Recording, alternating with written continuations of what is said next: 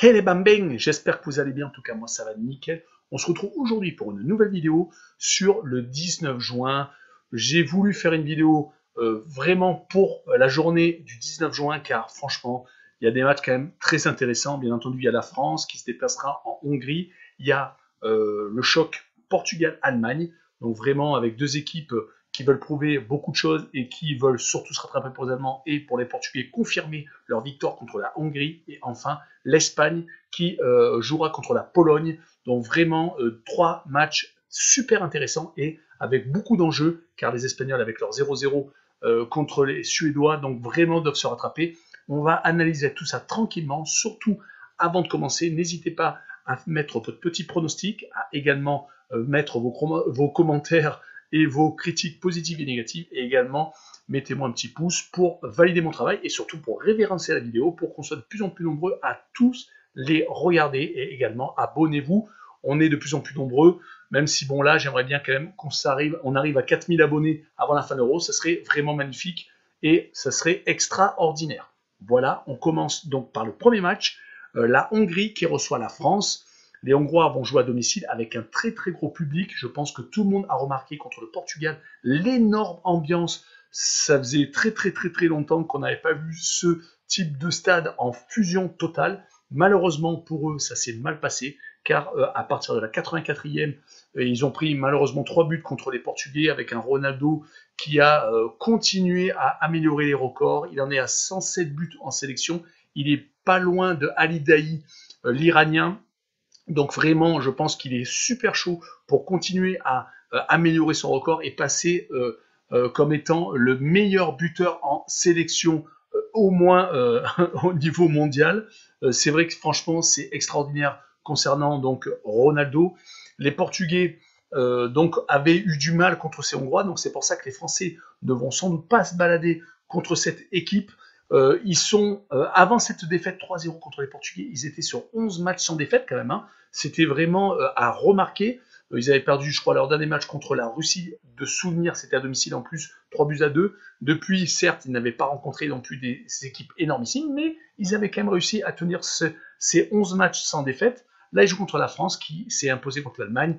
Alors, assez facilement, non, c'est faux. La première mi-temps, franchement, a été quand même pas mal abouti, car ils ont vraiment réussi donc déjà à marquer un but, ça c'est clair, même si ça a été un but contre son camp, mais ils avaient quand même réussi vraiment à contenancer les Allemands. Alors après, en deuxième mi-temps, ben voilà, ils ont donné un peu le ballon aux Allemands, qui ont manqué de réalisme, hein, sur au moins une occasion de souvenir, c'est Gnabry qui, après avoir fait une reprise de volée, bon, le ballon avait rebondi et avait passé au-dessus du but de Lloris, mais voilà, on avait quand même senti que les Français voilà, subissaient un petit peu, même si, bon, bien entendu, ils ont réussi quand même à gagner 1-0. On a envie de voir plus de choses de l'équipe de France, surtout que Benzema était là. Voilà, il y a vraiment l'équipe que je pense toute la France a rêvé. Il risque d'avoir la même équipe, même s'il y a 2-3 doutes quand même. J'ai regardé un peu 2-3 émissions. Il y a des doutes sur peut-être un ou deux éléments. On ne sait pas lesquels. Mais je pense quand même que Deschamps va vouloir assurer le coup sur ce match-là pour finaliser la qualification au prochain tour. Donc voilà, franchement, huitième de finale, voilà, j'arrivais pas à trouver le mot. Ça va être, je pense, un match où il risque d'avoir quand même, on va dire, une certaine tension au départ, hein, car les Hongrois ne veulent pas continuer avec une deuxième défaite. C'est, je pense pour moi, un match que la France va quand même réussir à gérer. Je vois une victoire 2-0 de l'équipe de France et je vois la France marquer plus de 1,5 buts. La cote est à peu près à 1,40. Donc franchement, je pense que ça devrait quand même jouer pour les Bleus. Passons au Portugal contre l'Allemagne. Et là, franchement, c'est vraiment un gros choc. Les Portugais, donc, comme je l'ai un petit peu expliqué avant, Ronaldo est en train de battre tous les records. Ils ont réussi à dominer quand même la Hongrie, mais on voyait vraiment le match se finir par 0-0. Mais là, pom, ça s'est enflammé. Guerreiro a marqué le but à la 84e. Après, Ronaldo a marqué son doublé. Ça a été quand même assez poussif.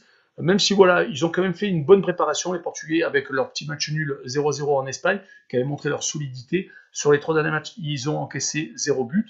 Ils avaient également gagné l'Israël 4-0. C'est voilà, ils ont les gens d'expérience derrière avec Pépé. Ils ont Fonté aussi qui peut très bien rentrer. Bon bah voilà, hein, le Lillois. c'est vraiment une équipe qui joue vraiment sur l'expérience et joue contre l'Allemagne. Et je pense que l'expérience va être très utile contre les Allemands qui, eux, sur les 14 derniers matchs, c'est quand même assez moyen. Hein. C'est un peu pour cette raison, je pense qu'ils n'ont pas réussi à renverser la France. Ils ont quand même perdu 3 fois, donc la 3e défaite c'était contre la France, sinon ils avaient perdu contre la Macédoine du Nord, ils avaient également perdu 6-0, rappelez-vous, en Espagne. Donc c'est une équipe qui est peut-être en fin de cycle, hein, même s'il y a quand même de jeunes joueurs, mais bon, Joachim Löw, il va passer le flambeau. Est-ce qu'il n'arrive plus à gérer son équipe? Malheureusement, c'est un peu ce qu'on s'aperçoit en fait. Alors bon, il y a beaucoup de talent offensif. Hein. Moi, je trouve qu'au niveau talent offensif, là, il y a quand même Leroy Sané qui est rentré en fin de match. Il y a Timo Werner, il y a Volland.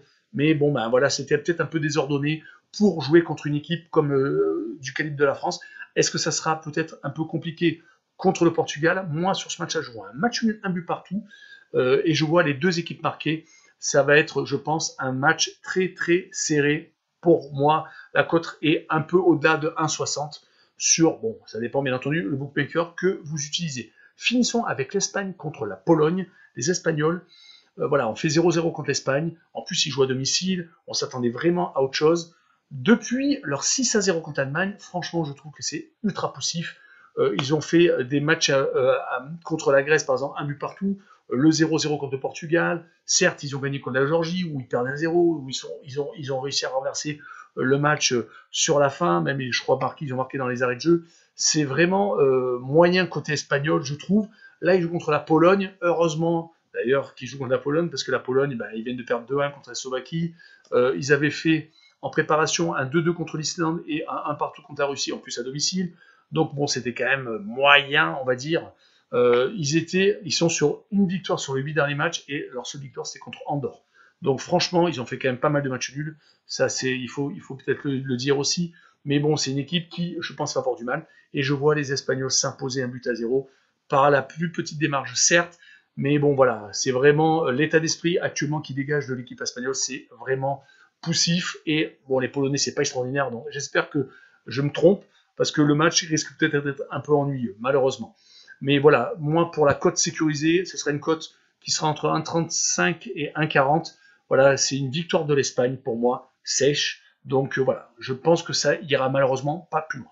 Merci d'avoir regardé cette vidéo. Voilà, n'hésitez pas à un petit commentaire, n'hésitez pas à vos pronostics, n'hésitez pas à mettre un petit pouce et surtout abonnez-vous.